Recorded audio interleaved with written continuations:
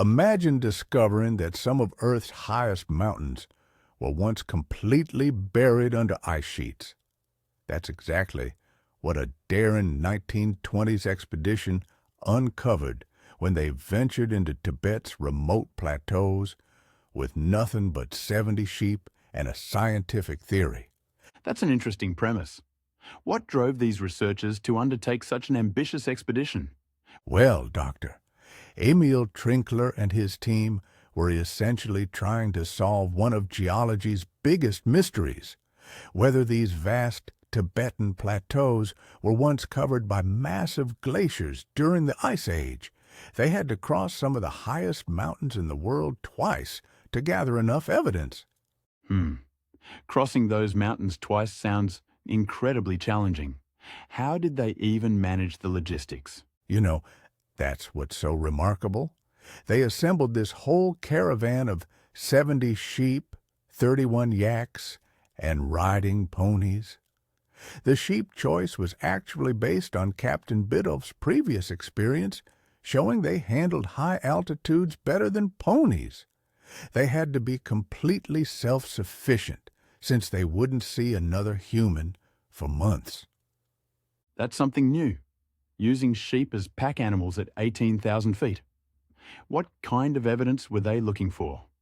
Well, they were basically geological detectives looking for these specific markers like moraine walls, huge piles of debris left behind by ancient glaciers.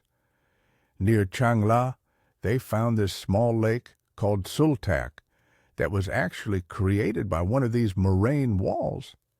And at Pangong Lake, they discovered the entire basin was shaped by massive ice movements. So how did they piece together what these landscapes looked like thousands of years ago? They found these fascinating clues, like hanging valleys and shoulder-like terraces in the mountains that showed where ancient glaciers had carved through the landscape. But here's what's really interesting. They discovered this unique type of glacier that behaved differently from anything they'd seen before. Oh, really? What made these glaciers so different? These glaciers would flow down from the mountains like enormous tongues, covering huge areas despite having surprisingly small feeding zones. It completely contradicted what they understood about glacier formation. They either had to be getting more precipitation than anyone thought, or they were actually remnants from the Ice Age that hadn't fully melted. That must have been quite a revelation for their understanding of climate history. Exactly. And you know what's fascinating? They found evidence that many of the lakes in the region used to be much larger. Like this one lake, Sarig Jilganing Kol, it once covered 3 to 4 times its current area. They were so committed to tracking these changes that they built a stone pyramid 150 meters from the shore for future researchers to measure against. That's such thoughtful scientific methodology, thinking about future generations of researchers. And what's really remarkable is how their work from the 1920s continues to influence our understanding of climate change today. They were working with basic tools, yet they managed to piece together this incredible story of Earth's past that's still relevant to modern research. It really shows how good scientific work stands the test of time, doesn't it? Absolutely right. And their final conclusion was mind-blowing. They determined that during the Ice Age, this entire region, from the Kunlun Mountains in the north to the Himalaya in the south, was completely buried under ice.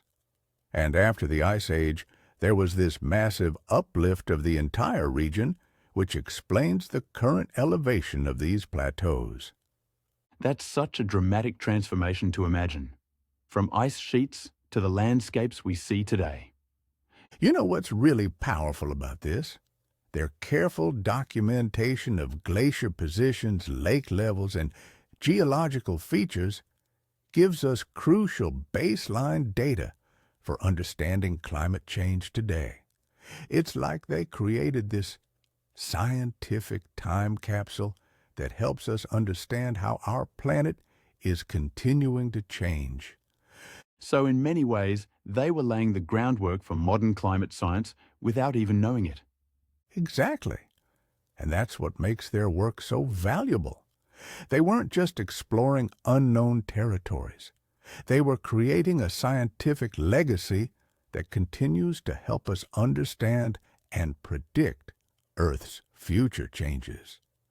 It really shows how good science can transcend its time and continue to inform our understanding decades later.